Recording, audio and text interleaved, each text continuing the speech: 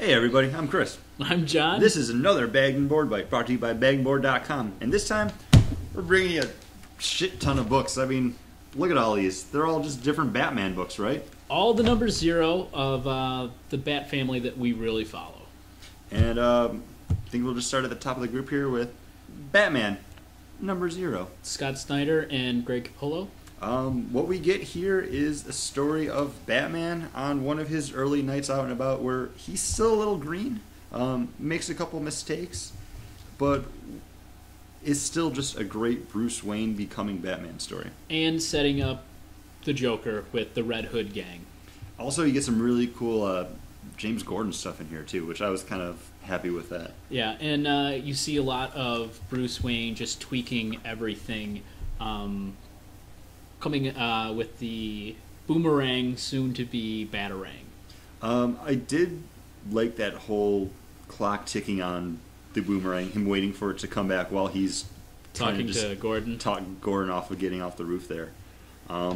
We've been big fans of the Scott Snyder Batman stuff since we started doing the Bag and Board Bites over a year ago with the New 52, and they just continue to deliver on these.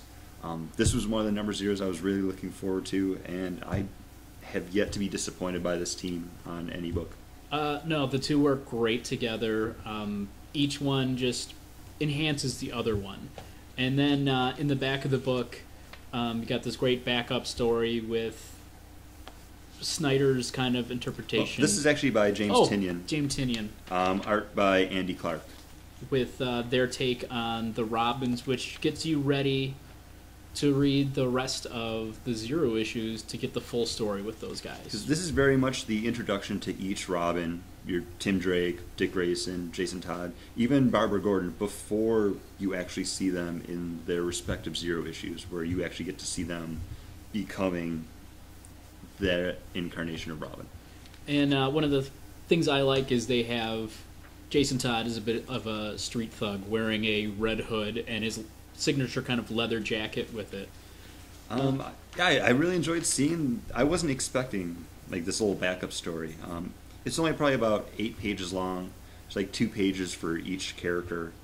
But it was a nice little prelude because I actually read this before all the other 0 issues that dealt with those characters. So it was. If you're going to start with any, you start with Batman. It was a nice little primer there. It's true, and I always forget that Jim Gordon is a ginger. He is. Well, you used to seeing him older. Yeah, you always used to see him with the white hair, and then with Gary Oldman playing him. If you need to jump onto the Batman book because you've just been dragging your feet, this is a great spot. And it gets you ready for what's upcoming with the Batman book, especially with the Joker stuff. So Batman, check it out. And another book you need to check out, regardless of what you might hear other people say, Red Hood and the Outlaws, Scott Lobdell and Kenneth Rockford. Oh, Pascal Ferry did this one. My bad. Kenneth Rockford does the normal book, but the 0 issue done by Pascal Ferry. Just another fun entry into the Red Hood series. You get more of his family kind of background, where he's coming from, how he kind of grew up in the streets, why. And it's something that people always, I think, forget about, that he is kind of that thug kind of kid who became a Robin. I was really interested in all these 0 issues just to see how different the origins were for each character. And what we get from Jason Todd is pretty similar to the original entry. He wasn't just found trying to steal the tires off the Batmobile, but you do get that street rat kind of feeling from him and gets brought on board that way. And what I really liked about this one too was the backup telling how the Joker actually created Jason Todd and almost planted him in Batman's care. And then was surprised when he came back to life. Yeah, and just kind of threw off his plans. This, I don't think, is the best Red Hood and the Outlaws issue. It doesn't have that kind of fun. You get a little bit of it with the narration at the beginning, but it's still a decent issue. But and at the same time, when you're having an origin story of, a street rat becoming Robin, how fun can it be, especially when it's a serious character. In the normal book, you have that kind of serious character in a fun kind of setting, doing the spy espionage, taking on the whatever the I forget what the cabal is that they're up against, and now in space.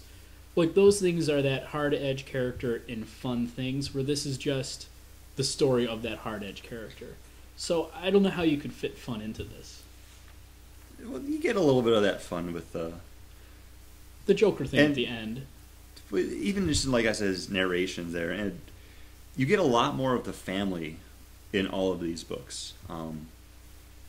It seems like something that the whole Bat offices were working on is not just introducing you to who this character is, but where they came from. And I think that's something that really needed to be fleshed out, not just with all these characters in New 52, but especially Jason Todd, because I don't know what his family life was like before this. I don't know if that was something they ever even talked about.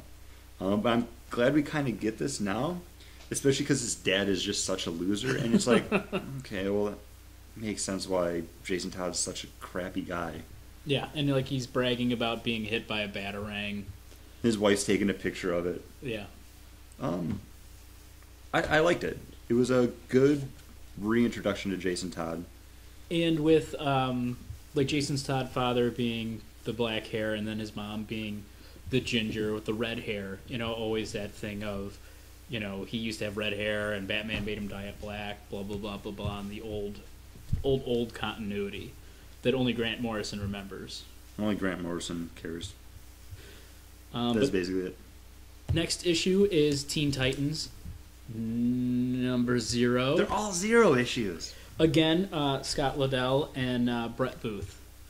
And another... And it's really not Teen Titans 0 because while they have Bunker and Skidder on the cover, it's all about Tim Drake, Red Robin. And you get his origin story, kind of that overachieving kid. You know, great grades, outstanding gymnastics, has scouts after him, parents pleased as punch with him. But there's only one thing that's on this kid's mind, because all that other stuff comes easy to him, and it's finding out who Batman is. And not only that, but finding out what happened to Robin and why he hasn't been the same. I really enjoyed seeing the detective aspect of Tim Drake. That's really what set him apart from Dick Grayson and Jason Todd when he was introduced. This is a kid that was smart. He wasn't brought into it. He sought it out. And you get that from him. A lot of fans aren't happy with how Tim Drake's been treated in the New 52. John and I talked about this last week or earlier this week when it was just like, we've been reading comics for so long now, you kind of have to be fluid with how stuff works. Nothing's ever set in stone. Continuity changes. Things get retconned. You might not like it, but you deal with it if you can enjoy the new story that's being told. And people are in a hubbub about him actually not being Robin and just being Red Robin, and this kind of explains that. You get a moment where he doesn't want to be Robin because it's disrespectful to what came before.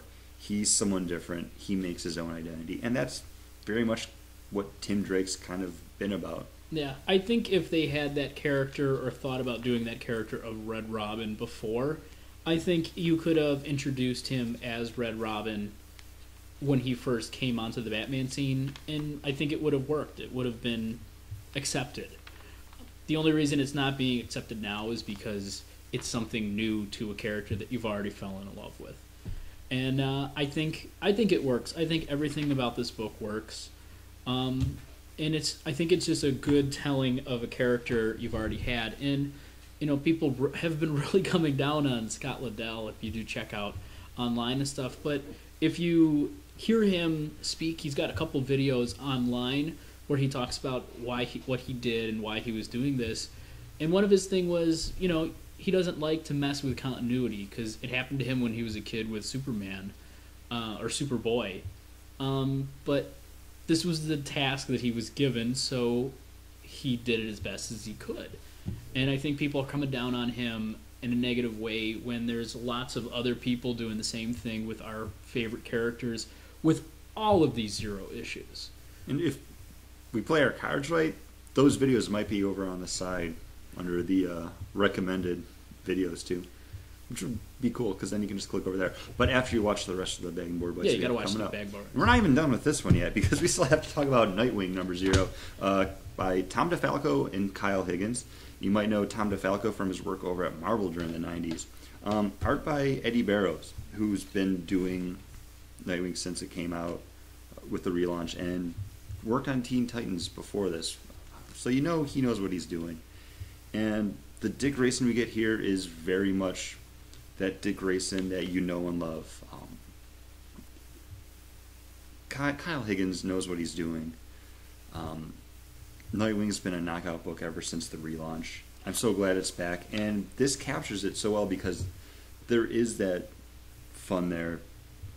He's that kind of larger than life character that's just kind of following what he wants to do, but still be right. And whenever the three of us get into a big conversation about certain things about the Robins and Dick Grayson and being Batman and all that stuff, there's always comes down to it is Dick Grayson is the guy that uses his gymnastic and just physical abilities to get through stuff.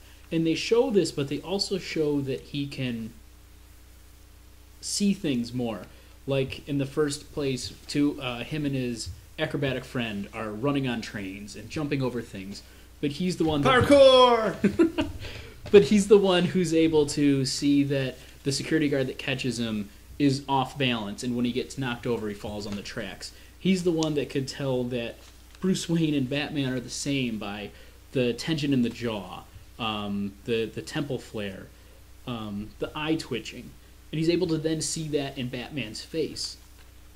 So he does have that kind of extra ability to process things as he's moving faster and being larger than life. I love this book. I have to say, I think Teen Titans was probably one of my favorites just because I've always been such a big Tim Drake fan. So seeing his reorigin was exciting. But this is great. I think I actually like this one more than Batman. I think so too, and it's something that we talk about all the time, especially after we see a Batman movie and we talk about the new reboot, is I don't need to see Batman's origin story again. We've gotten it our whole lives. The Robin, you don't get that often. You know his parents were acrobats that died. So it is nice to get a telling of that again. So the Batman is a young Batman. We've seen it before. I don't think I've ever actually read Dick Grayson leading his way to becoming a Robin. Really? That I can remember. I mean, it's probably 10, 15 years ago. Okay. Something I definitely worth to note. I like how each Robin had a different costume too, but they're all identifiably Robin. And also in this, you see Robin before he becomes out.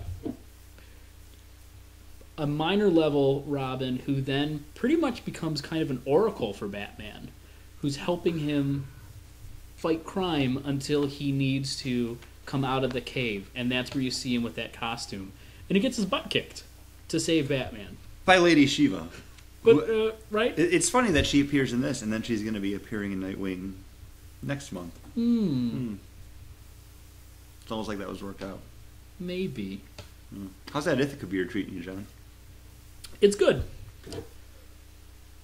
That one's a little old, but it's still. You know what? I like this more now than I did before. Probably. I'd imagine with that fruit, maybe it would come out a little better. Well, I imagine since you're fruit, you'd be a little bit better at this. I don't know what that means. Doesn't I matter. do a little bit. Hey, we got another Batman. We got one more Batman book, and this is the Batman and Robin, Peter Tomasi and Pat Gleason, and you have your Damian origin story. A lot like what you saw 5 years ago with Morrison bringing him in. Actually, I think even some of the lines when Damian meets Batman for the first time are lifted from that. Paul, I'm looking to you to confirm. Yes. Paul confirms it. Confirmed. And I think even the panels were laid out the same way, and the art was not aped, but done to match it. There's really not much you can change with this character. I think you feel a little bit more in this than I ever did before for Damian. He was a little bit more fleshed out in this than when he first pops up, because in his first appearance, he literally just pops up. Yeah. And then you're told, like, no, this is your kid. Remember that night we banged? Yeah, that's what happens. At 3 years old, all he wants to do is know who his father is, and his mother says, not until you can beat me in a fight. So 3-year-old's fighting a grown woman. And they do this every year on his birthday. Every year and she just keeps beating him until his 10th birthday. And it just shows him constantly proving himself, learning more, being able to do more. Do this again. Just to be able to get to that point where he can beat his mother to find out who his father is. And at the point where he finally sees his father, he's so jaded with almost everything else. All he has to say to him is, I thought you'd be taller. It's kind of what you expect out of a Damian book, but you kind of see where he got to be that shit kid. Such a shit kid, but he had a hard life. At 3 years old, he's fighting his mother, and then every year is getting the shit kicked out of him. There's one scene where he's like, his mom's just standing over him with nunchucks. It's like, hey, happy 8th birthday. They have dude. When I was 8, nunchucks were awesome. I imagine it's probably the same way when you're trained by assassins, like your entire life. Well, and I'm pretty sure too that he goes the gambit of the Ninja Turtles. Like he fights with like a nunchucks, bow staff, sais. He finally, as Leonardo, beats his mom with swords, but it's because Leonardo leads. Right? Donatello does machines. How lame is that? You're not going to beat anybody with a bow staff. It's something that we basically know and got 5 years ago, and he's still such a fresh character to get his origin story. It's nothing new, and there's nothing really to change with it. Yeah. Where the other ones, you kind of had to change them to fit into this new world. And that's what we got, and I think they all did a great job with it. I think as a whole, all the Batman stuff this month was pretty decent. Batwing, not so much. I said I wasn't going to talk about this book, but I'm going to quick. But Marcus Toe is doing art. I love Marcus Toe on art. Judd Winnick's not a bad writer, but there's just something about this book that's not firing for me. And Paul's pointing at Batgirl, and you can jump in. Jump in, Paul. Wait, we got to get you on mic. What? I'm jumping in.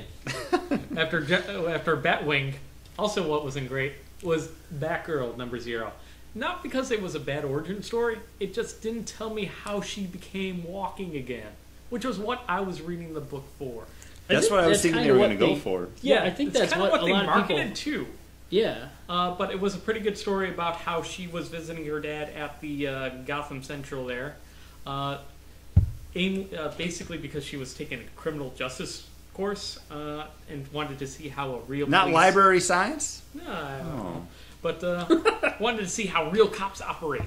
At least that's what she told her dad, but she was really there to study the Batman. Ooh. And craziness ensues, a criminal breaks out, and she has to don some makeshift Batman armor in order to save her little brother. Yes, Jim Gordon Jr. is still alive in the new continuity.